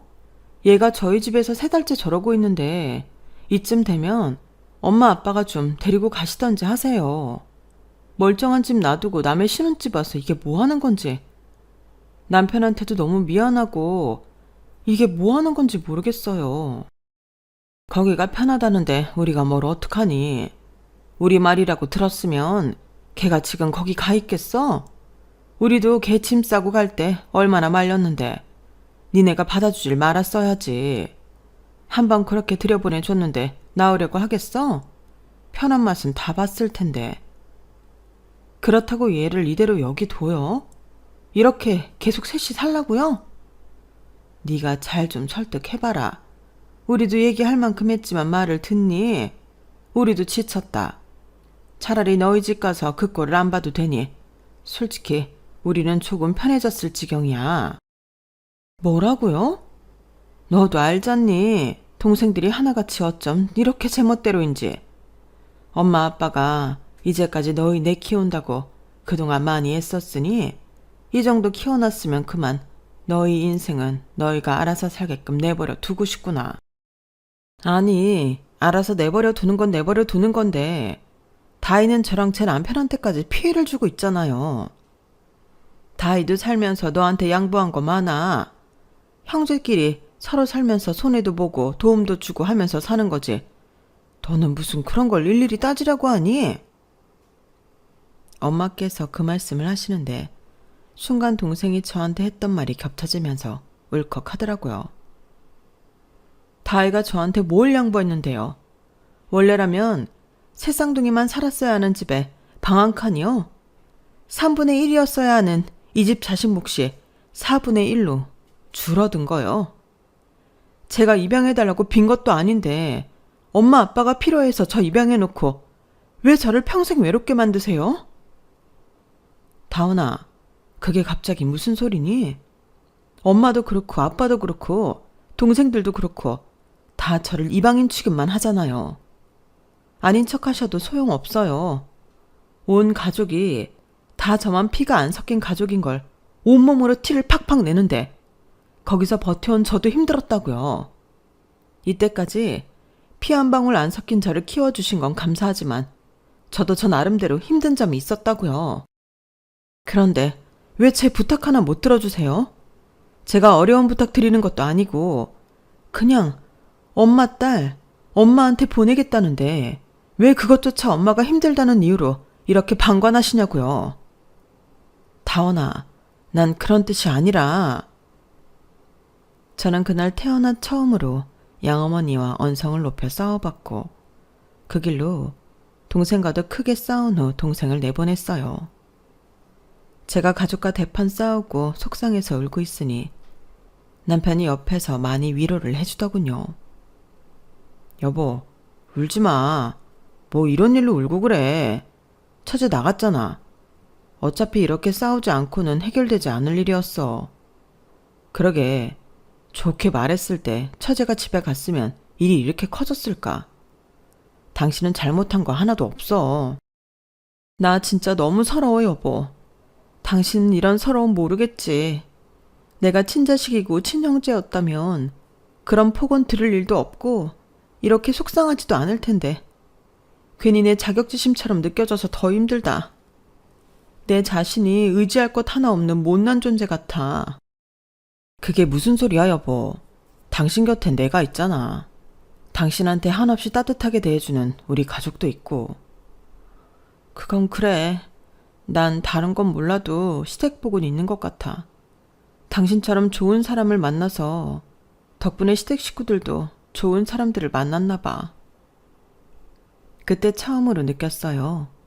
결혼이라는 건 이럴 때 좋은 거구나 라는 걸요. 제가 그토록 원해왔던 관계였던 거예요. 제가 가장 힘들고 지칠 때 제 곁을 지켜주고 무한한 제 편이 되어주는 존재요. 그때가 처음으로 결혼하고 나서 제가 꿈꿔왔던 모습이 된 순간이었던 것 같아요. 그날 이후로 저는 남편에게 더 의지하게 됐던 것 같아요. 친정 식구들과는 그 일로 너무 크게 싸워서 사이가 어색해졌고 연락하는 빈도도 줄어들었어요. 어차피 처음부터 이방인이었던 제가 이렇게 자연스럽게 빠져준다면 친정 식구들 입장에서도 나쁠 거 없겠지. 그런 부정적인 생각만 들더라고요. 제가 친정과 사이가 멀어지면서 괴로워할 때마다 남편은 저를 시댁에 데려가 시누이들과 즐거운 시간을 보낼 수 있게끔 자리를 마련해 줬어요. 처음엔 좀 부담스럽고 불편했지만 저를 친동생처럼 대해주는 시누이들이 언젠가부터 친정 식구들보다 편하게 느껴지더라고요. 시부모님도 저에게 한없이 따뜻하게 대해주셨어요. 가끔은 친정보다 시댁이 편하게 느껴질 때도 있을 정도로 시댁에 천천히 적응하며 스며들었죠. 그러다 보니 어느 순간부터는 명절 때마다 친정에 가는 게 더 스트레스더라고요. 친정에 가야 하는 순간마다 힘들어하는 저를 보면서 남편은 항상 옆에서 이런 말을 했어요. 여보, 너무 힘들면 안 가도 돼. 친정에 좀 시달렸어야지.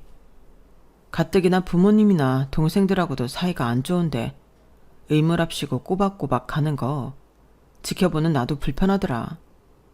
솔직히 내 입장에서도 아무리 당신이 입양하라 해도 가족들이 너무한 건 있긴 해. 내가 당신이었다면 어차피 결혼도 했는데 연 끊고 살았을 거야. 연 끊을 정도는 아닌 것 같은데 그냥 그날 일 이후로 서로 실망한 게 있으니 좀 불편할 뿐이야. 그래도 언젠가 또 이런 일이 반드시 생기지 않겠어? 당신은 이때까지 그렇게 살아온 것처럼 평생 그 집에서 이방인 취급당할 텐데 굳이 이런 불편함을 감수하면서까지 친정에 최선을 다할 필요는 없다고 봐. 그래도 부모님이 나 입양해주지 않으셨으면 고아원에서 자랐을 텐데 감사하지. 친자식이랑 애정이 다른 거야. 부모님도 사람인데 어떻게 할 수 있나. 속상하지만 이해해야지. 그래도 난 당신이 입양하든 친자식이든 출생 상관없이 당신을 사랑하는데 당신이 이렇게 친정에 갈 때마다 속상하고 서운해하고 어색해하는 모습 보고 있기가 힘들어. 막말로 당신 우리 집에 있을 때 더 즐거워 보여. 그럼 말 다 한 거 아냐? 내가 한 말 잘 생각해봐. 나는 그게 당신을 정말 위한 길이라 생각해. 처음엔 남편이 저를 위로해 주겠답시고 하는 말들인 줄 알고 흘려 넘겼는데 친정과의 갈등과 침묵이 심해질수록 남편의 저 말들이 머릿속을 맴돌더라고요. 시간이 흐르자 친정에 대한 마음의 문이 자연스럽게 닫히게 되었고 연락을 드리는 빈도수나 찾아가는 횟수도 줄어들게 되었어요. 그렇게 헛헛하게 시간을 보내던 어느 날 엄마께 갑작스러운 연락을 받았어요. 다원아, 너희 친부모가 너를 찾는구나. 만나볼 생각이 있니? 네? 친부모님이요? 친부모님께서는 저를 내내 찾아다니셨다고 해요. 마침내 제가 입양된 곳을 알아보셨고 부모님과 연락이 닿아 겨우 저를 찾아내신 거죠. 네, 만나볼게요. 양부모님의 사랑으로도 미처 채워지지 않던 가족의 사랑을 친부모님에게서 느낄 수 있을까 의문은 들었지만 궁금했어요. 사는 내내 저를 괴롭혀왔던 가족에 대한 갈증과 섞여들지 못했던 공허함을 조금이라도 채우고 싶은 마음이 들었어요. 세월이 너무 흘러 두려운 마음도 있었지만 용기를 내서 친부모님과 가족들을 만났어요. 제 친부모님은 조부모님 두 분과 형제 넷과 함께 살고 계셨어요. 제가 막내인 다섯째였는데 지방에 살던 부모님이 서울에 볼 일이 생겨 가족들을 다 끌고 서울에 왔다가 길거리 한복판에서 제가 타고 있던 유모차를 통째로 잃어버리셨다고 해요. 이를 보는 사이 잠시 유모차를 형제들에게 맡겼는데 당시엔 언니 오빠들도 어렸을 때라 유모차를 가지고 놀다가 잃어버렸던 모양이에요.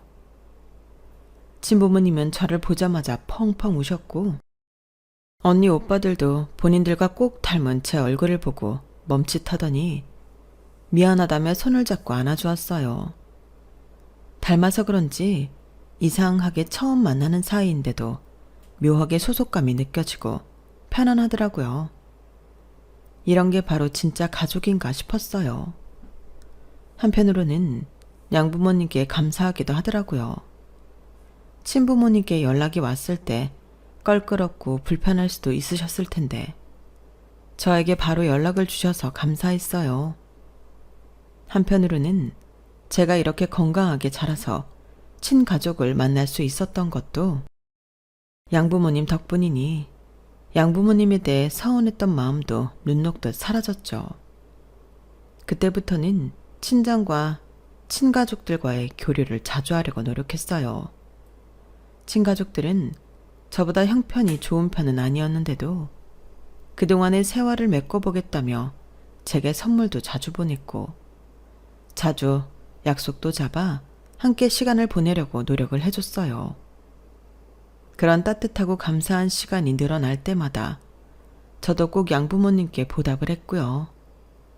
그러다 보니 챙겨야 할 식구가 더 늘어나 자연스럽게 시댁을 예전만큼 챙기지는 못하게 되더라고요. 여보, 요즘 우리 집에 너무 소홀한 거 아니야? 엄마 아빠가 요즘 왜 이렇게 연락이 뜸하냐는데? 미안해. 나도 요즘 친가족이랑 시간을 좀 보내느라 그렇게 됐네. 시댁에도 신경 쓸게. 아휴, 그놈의 친가족. 가뜩이나 당신 친정 식구들만 해도 진절머리 나는데 무슨 친가족까지 챙기려고 해. 말이 좋아 잃어버린 거지. 당신 버린 사람들인데. 뭐라고? 내 말이 틀려? 찾으려면 이렇게 또 금방 찾아지는 거. 이때까지 안 찾다가 갑자기 찾아온 이유가 뭐겠어? 딱 봐도 잘 사는 사람들 같지는 않던데. 힘들 땐 키우는 거 버거우니까 자연스럽게 당신 고아원에 버려놓고 이제 와서 당신이 좀 사는 것 같으니까 콩고물 받아 먹으려고 연락한 거 아니야. 딱 보면 몰라? 당신은 무슨 말을 그렇게 해. 나도 다 만나봤는데 느낌이라는 게 있지. 그런 사람들은 아니야. 당신이 아니라고 믿고 싶은 거겠지. 당신 왜 그래? 내가 친가족이랑 친정이랑 친하게 지내는 게 싫어? 누가 싫대?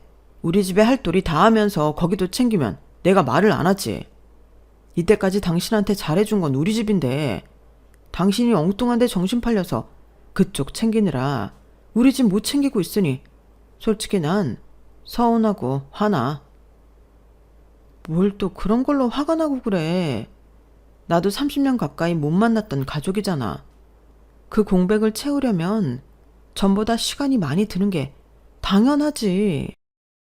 내가 얼마나 가족에 대한 결핍이 강했는지는 당신도 잘 알잖아. 나 좀 이해해주면 안 돼?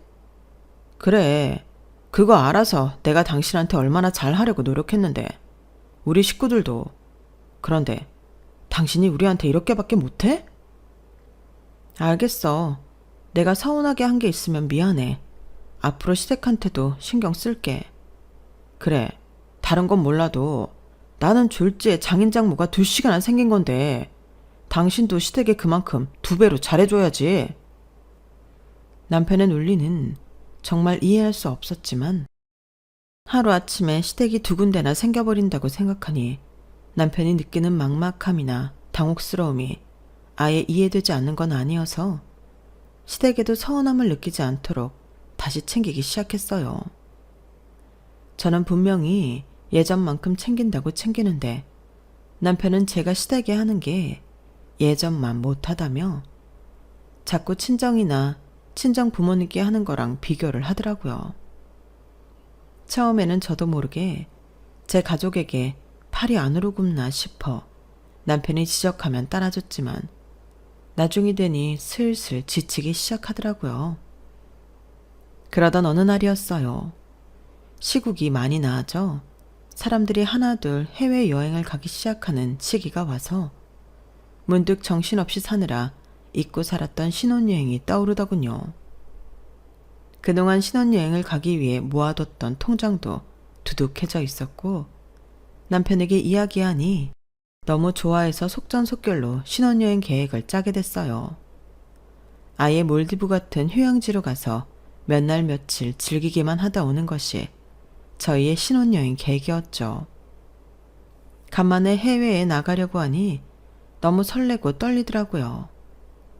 날짜도 결혼 기념일 즈음으로 맞춰서 가는 거라 리마인드 웨딩 촬영도 하고 싶어서 면사포 같은 소품도 미리 주문하고 하얀색 원피스도 구입을 했어요. 오랫동안 기다려온 만큼 못하고 지나간 건 다 하고 오고 싶더라고요.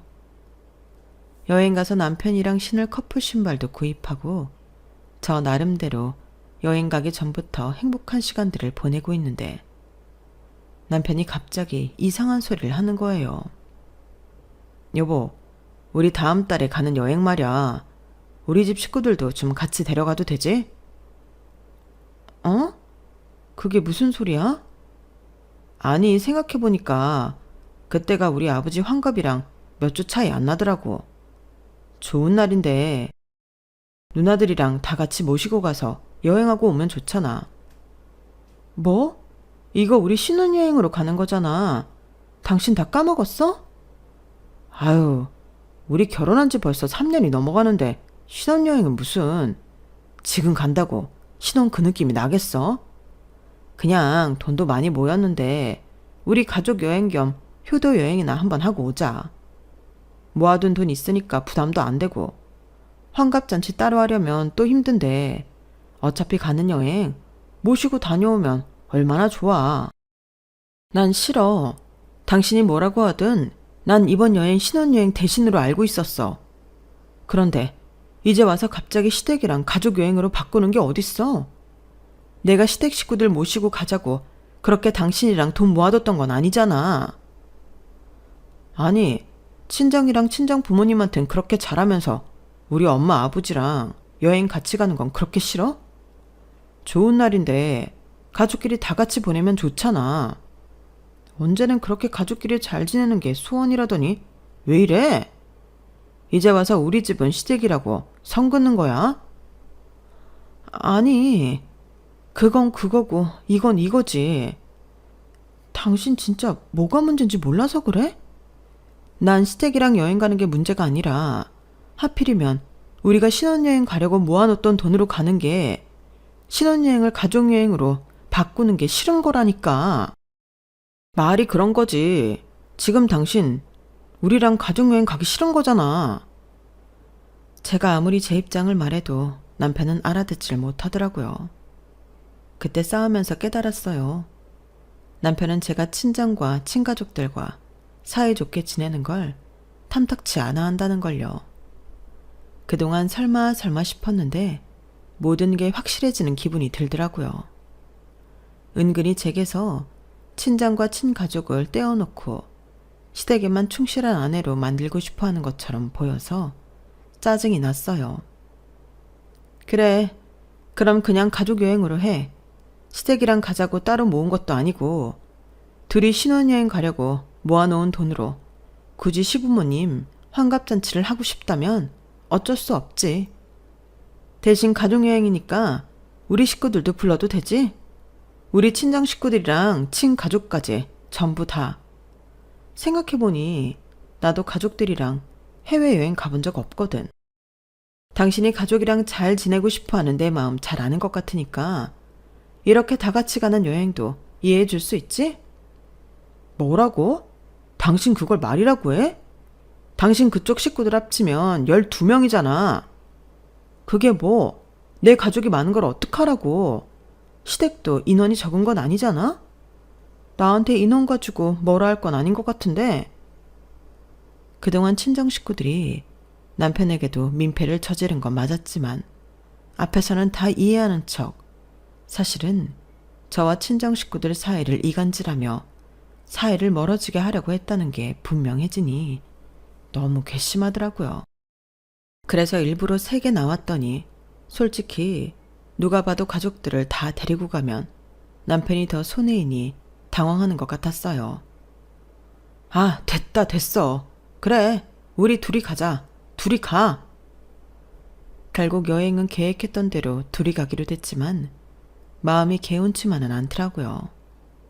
한 번만 더 이런 식으로 저를 가족들과 떨어뜨려 놓으려 하고 시댁에만 붙여놓으려고 한다면 남편과는 제대로 결판을 낼 생각이에요. 예전에는 가족이 있어도 혼자인 느낌이 강해서 남편의 말에 휘둘려 친정과 멀어지고 시댁에만 잘하고 살았을 수도 있겠다는 생각이 들더라고요. 하지만 어느 날 갑자기 선물처럼 나타나준 친가족들이 있어 이제는 든든한 느낌이 드네요. 결혼했다고 제 편이 생긴 게 아니라 결혼을 해도 제 편을 들어줄 사람이 필요하다는 사실도 깨달았네요. 세상에는 정말 다양한 형태의 가족이 있지만 역시 피가 섞인 친가족만한 관계는 없는 것 같아요. 그 가족 덕분에 제가 더 강해지고 안정을 찾아갈 수 있을 것 같네요. 제 앞에 남아있는 많은 날들이 더 이상 외롭진 않을 것 같아요. 제 이야기는 여기까지예요. 소중한 가족들과 항상 건강하시고 행복하세요. 여러분, 사연 댓글에 응원과 현명한 조언 부탁드려요. 좋아요와 구독은 저에게 큰 힘이 됩니다. 오늘도 좋은 일 가득하세요.